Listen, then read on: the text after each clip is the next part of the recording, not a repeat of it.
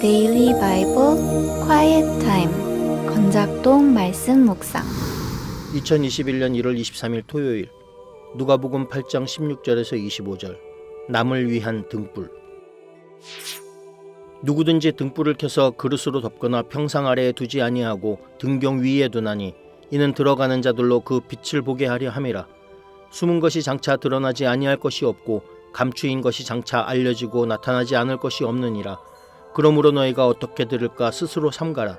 누구든지 있는 자는 받겠고 없는 자는 그 있는 줄로 아는 것까지도 빼앗기리라 하시니라. 예수의 어머니와 그 동생들이 왔으나 무리로 인하여 가까이 하지 못하니 어떤 이가 알리되 당신의 어머니와 동생들이 당신을 보려고 밖에 서 있나이다. 예수께서 대답하여 이르시되 내 어머니와 내 동생들은 곧 하나님의 말씀을 듣고 행하는 이 사람들이라 하시니라. 하루는 제자들과 함께 배에 오르사 그들에게 이르되 호수 저편으로 건너가자 하시매 이에 떠나 행선할 때 예수께서 잠이 드셨더니 마침 광풍이 호수로 내리침에 배에 물이 가득하게 되어 위태한지라. 제자들이 나와 깨어 이르되 주여 주여 우리가 죽겠나이다 한데 예수께서 잠을 깨사 바람과 물결을 꾸짖으시니 이에 그쳐 잔잔하여지더라. 제자들에게 이르시되 너희 믿음이 어디 있느냐 하시니 그들이 두려워하고 놀랍게 여겨 서로 말하되 그가 누구이기에 바람과 물을 명함에 순종하는가 하더라. 안녕하세요. 대구 함께하는 교회 박창열 목사입니다. 제 신앙을 돌아보면 예수 믿고 천국 가는 것이 신앙의 목적이라고 생각하던 때가 있었습니다. 그래서 신앙을 개인적인 차원의 일이라 생각했습니다. 예수 믿고 천국 가는 것은 결국 한 사람 한 사람이 각자 하나님과 해결해야 하는 문제라 생각했습니다. 성경의 가르침대로 살려고 애쓰기는 했으나 개인적이고 소극적인 삶에 그쳤습니다.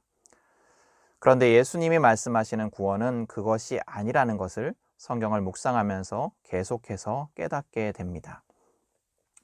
성도는 그런 존재입니다. 예수님을 믿음으로 그 안에 예수의 빛이 있어서 그 빛을 세상에 드러내는 자들입니다. 어제 우리는 열매 맺는 땅에 대해 묵상했습니다. 예수를 믿는 자는 예수님과 함께함으로 그 삶을 통해 복음의 열매가 맺히는 자들입니다. 성도는 삶의 열매를 통해 세상에 예수를 드러냅니다. 예수를 알지 못하는 사람들과 다른 삶을 살아갑니다.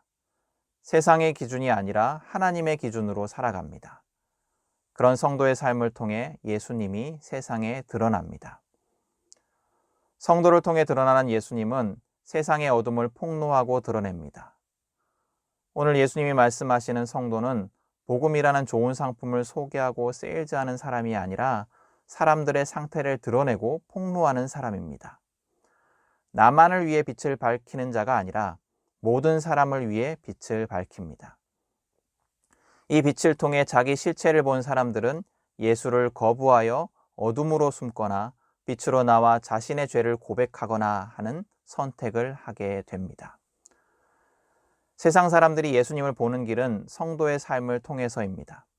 성도의 삶을 통해 자신의 어둠을 깨닫고 반응하게 됩니다. 그렇기에 성도는 다른 이들을 위해 세상의 어둠과 완전히 다른 삶을 사는 자입니다. 예수님의 빛을 드러내는 삶을 살아야 합니다. 세상과 구분된 삶을 살아야 합니다. 그래서 세상의 실체를 드러내는 삶을 살아야 합니다. 그것이 그들을 구원할 수 있습니다. 그러나 그것은 내가 노력해서 되는 것이 아닙니다. 내가 뭔가를 하려고 하는 것이 아니라 하지 않는 것을 통해 빛이 드러납니다. 내가 예수님을 가리지 않도록 내 안에 예수님이 그대로 드러나도록 나를 부인하는 삶을 통해 가능합니다.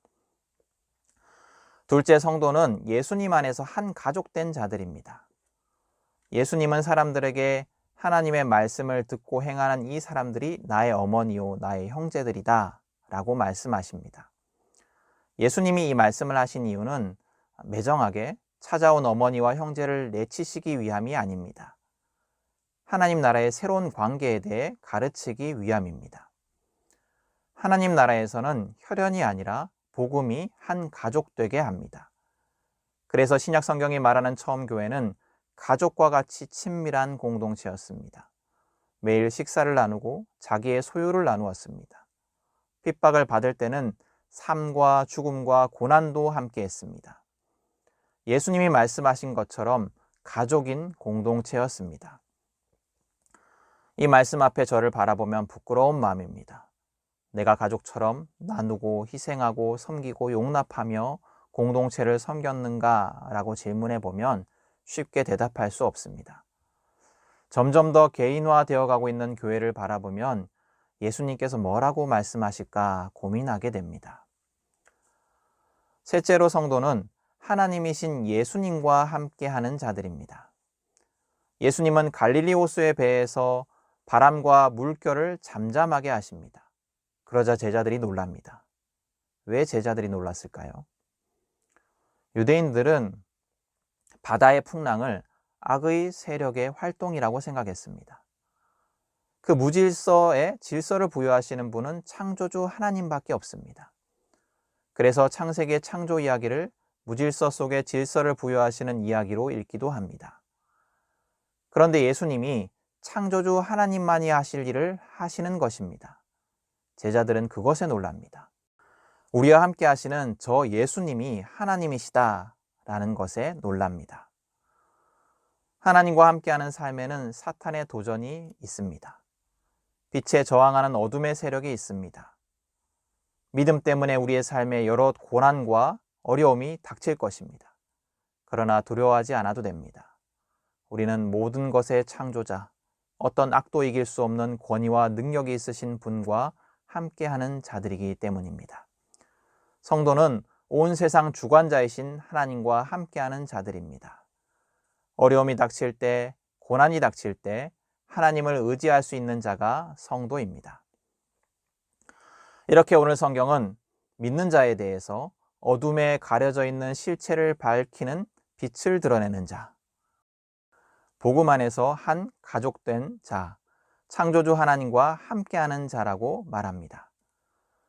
지친 삶을 살아가다 보면 그냥 나만, 내 가족만 생각하고 살아가고 싶은 생각이 듭니다. 여러 가지 고민하지 않고 좀 편하게 살고 싶습니다. 예수를 믿는 것도 그냥 나와 내 가족만을 생각하며 교회 출석, 헌금 잘하고 얼마씩 기부하며 어려운 이웃들 돕고 또 여러 사람들에게 칭찬받는 사람으로, 좋은 사람으로 천국 갈 것을 기대하며 살고 싶은 생각이 듭니다. 그러나 오늘 말씀은 우리가 세상에 빛을 비추는 자이고 세상의 실체를 폭로하는 자이다 라고 말합니다. 그런 우리가 예수님의 가족입니다. 그런 우리를 위해 창조주 하나님이 함께 하시며 보호하십니다. 등불은 남을 위해 밝혀집니다. 아무도 밝히지 못하는 등불은 소용없습니다. 세상을 비추는 등불의 삶을 살아가는 우리 모두가 되기를 축복합니다. 아멘.